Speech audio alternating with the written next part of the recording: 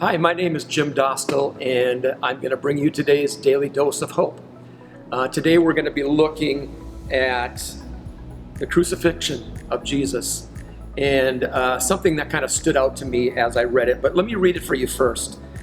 This is from Matthew chapter 27, starting at verse 45. It says, "From noon until 3 in the afternoon, darkness came over the land. And about 3 in the afternoon, Jesus cried out in a loud voice, 'Eli, Eli, lama sabachthani,' which means, my God, why have you forsaken me?" When some of those standing there heard this, they said, "He's calling Elijah." Immediately one of them ran and got a sponge. He filled it with wine vinegar, put it on the staff, and offered it to Jesus to drink. The rest said, "Now leave him alone. Let's see if Elijah comes to save him." And when Jesus had cried out again in a loud voice, he gave up his spirit.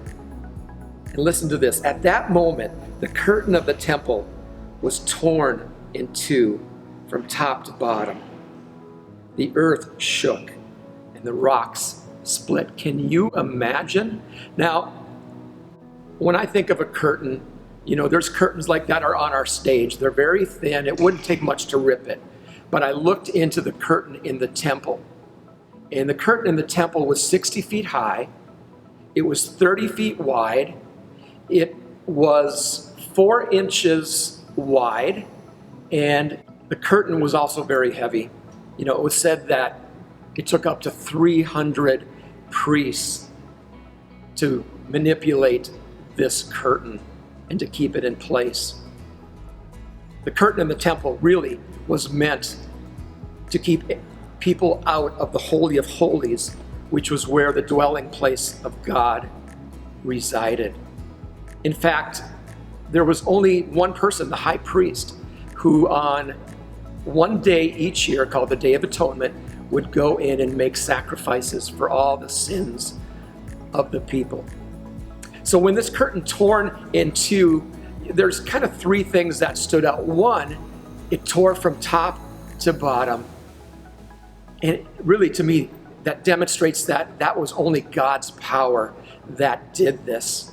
The second thing it did is it abolished all the laws, all the rules and the regulations that had been in place, the barriers that kept us from coming into the presence of a holy God. It abolished those.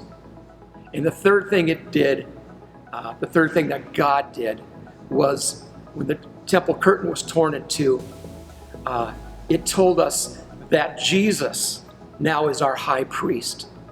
He is our way to God.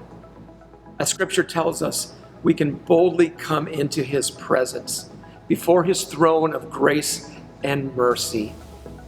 So today, are you allowing yourself to stay behind the curtain, or are you stepping boldly into the throne room of God? Bless you as you serve Him.